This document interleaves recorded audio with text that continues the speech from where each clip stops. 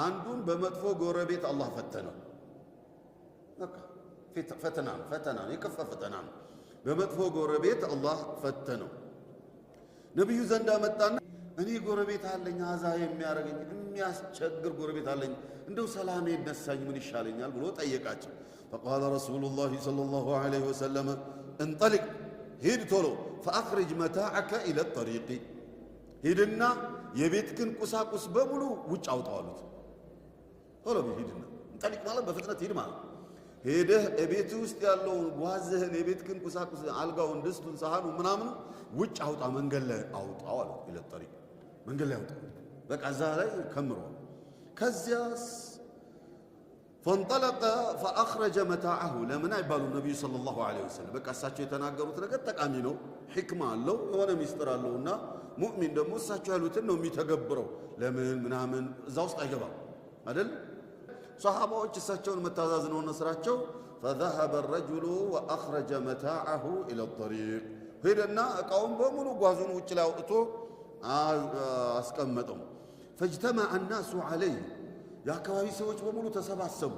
መንገደኛውም እየሄደ ይመጣና እሱ ጋር ይቆማል። ምን ቸግሮት ነው? فقالوا ما شأنك ምን ነክቶህ ነው ጎበዝ?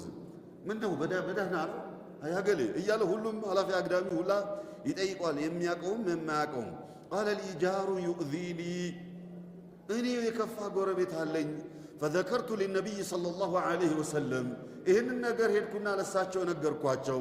فقال لي رسول الله صلى الله عليه وسلم انطلق فأخرج متاعك إلى الطريق فجعلوا ከዛ ሂድና አውጣና መንገድ ላይ አውጣ ብሎ አሉኝ።